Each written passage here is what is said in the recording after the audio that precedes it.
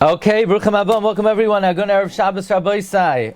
Today's learning is dedicated by my dear friends, Dr. and Mrs. Meir Fuchs, Lili Nishmas, Dr. Fuchs's grandmother, Esther Malka, Bas Yosef Chaim, whose yahrzeit was the 9th of Tammuz. The Fuchs family were the patrons of the series Maggid Harakiah. So on this occasion, we wish the Neshama Shem and Aliyah should be Malitza Yashar for their whole family. Abiyas Gal Tzedek.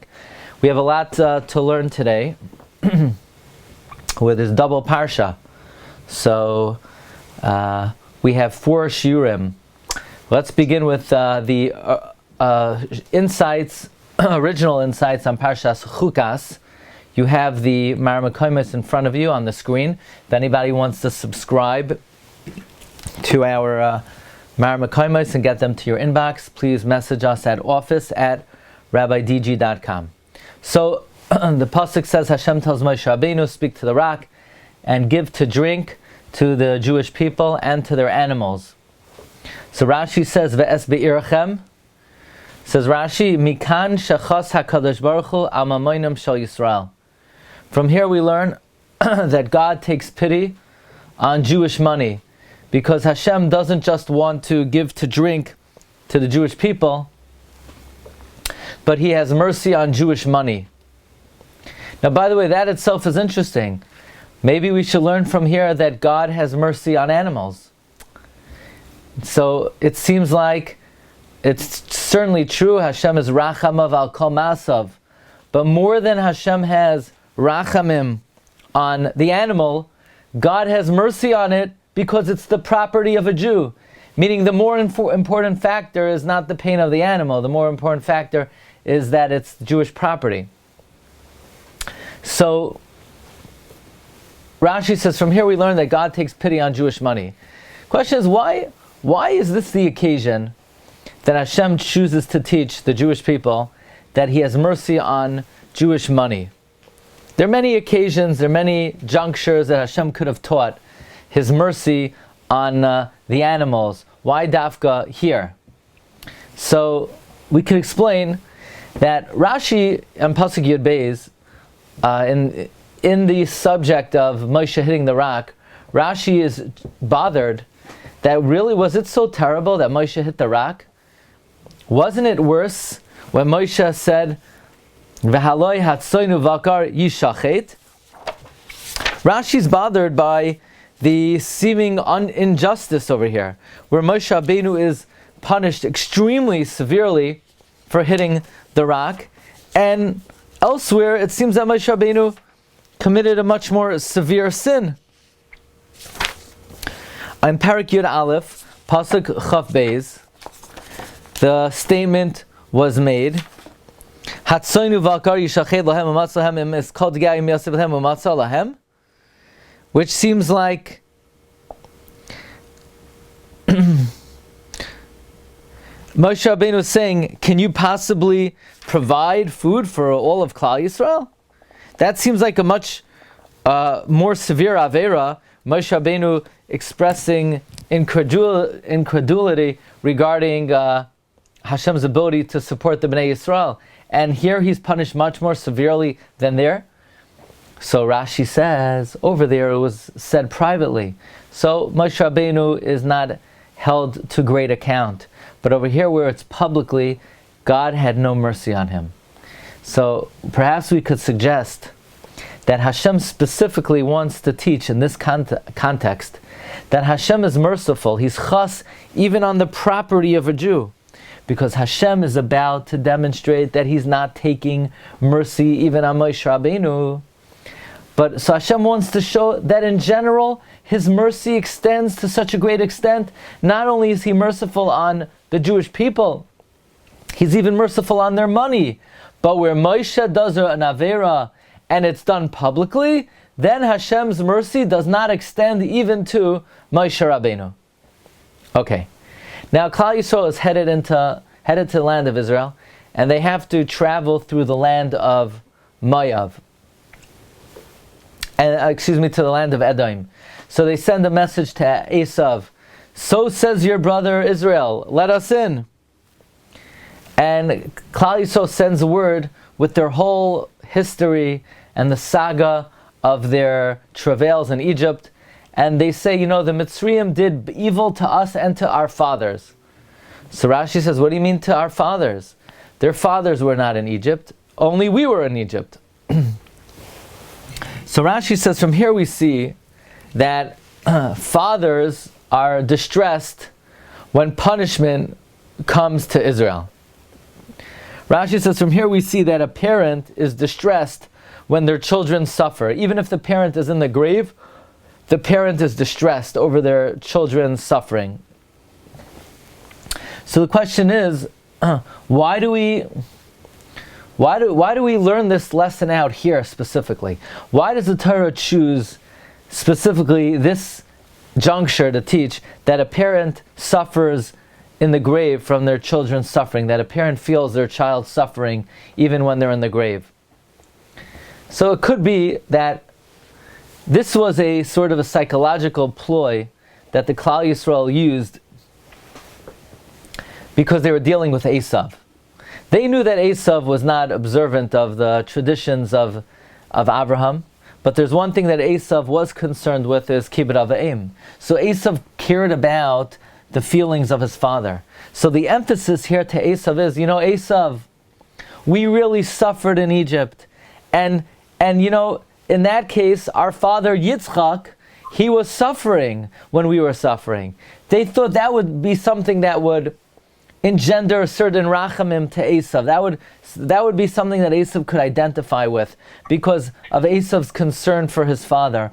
Or, with a little bit of a different angle, what Klal Yisrael was saying to Esav is, look, Esav, right now, we need to get into the land of Israel.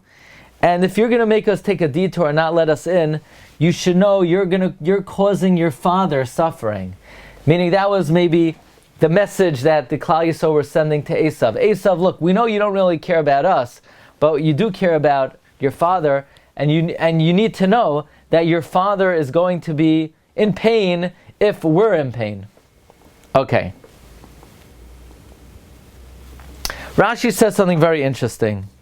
Rashi says that Aaron HaKohen died when they were on the border of the land of Edom.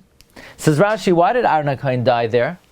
Says Rashi, because we were neschaber and we attached ourselves to come close to Esav HaRasha, because we drew near to Esav, so our actions were breached, we acted deficiently, and therefore we lost Aaron HaKohen.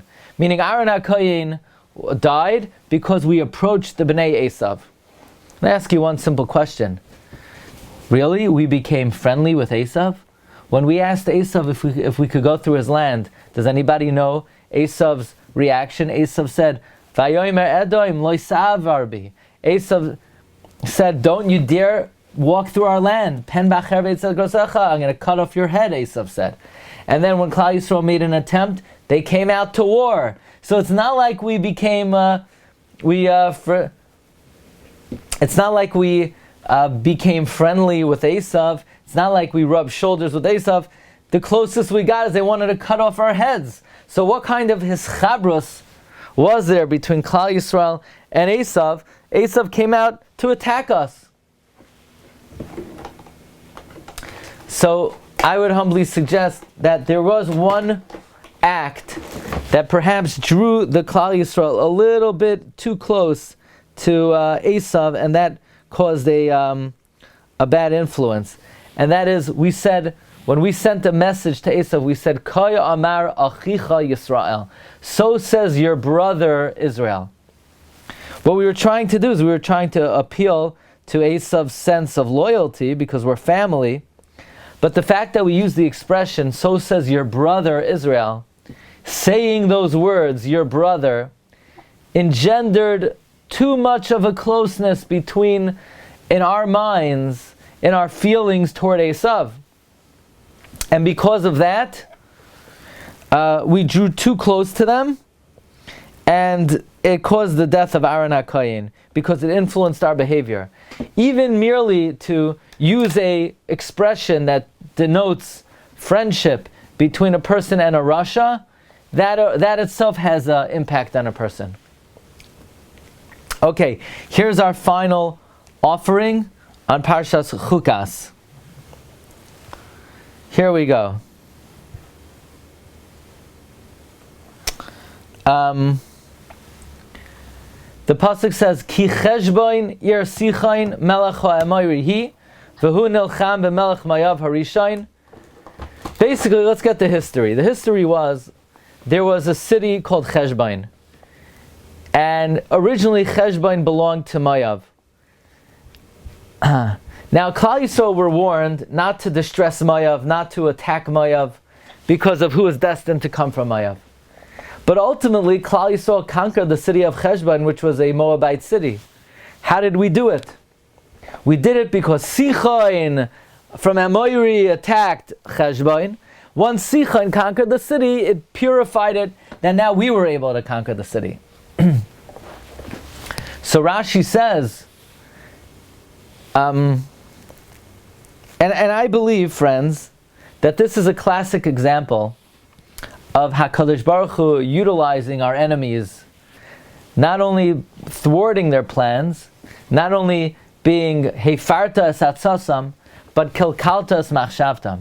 This is a classic example of HaKadosh Baruch Hu utilizing the enemy to bring about the desired results for the Jewish people. How so? How did Sichain conquer Mayav? Sichain hired Bilam, Rashi says, and Bilam cursed Mayav. And when Bilam cursed Mayav, Mayav fell. Sichain conquered it. And now that Sichain conquered it, Klal Yisrael was able to conquer it. So look how HaKadosh Baruch Hu hijacks our enemy to bring about salvation for the Jewish people. This was a major, fortified city. This was a city nobody could conquer. And not only were we not able to conquer it, we weren't allowed to conquer it because it was a Moabite city. So what does Hashem do? He takes the biggest anti-Semite, he takes the biggest Sonei Yisrael, he has Sichain hire Bilam to conquer Cheshboin. Now Sichain conquers Cheshboin. Now Klal Yisrael could come along and take away Cheshboin from Sichain. So who do we have to thank for the fact that Cheshboin is in our domain? Our good friend Bilam. Because Bilam hired himself out to curse Moav, now Cheshboin is a Jewish city. That's a beautiful example of what we call Al Ha'etz Asher Heichen Loi Tana Loi Heichen.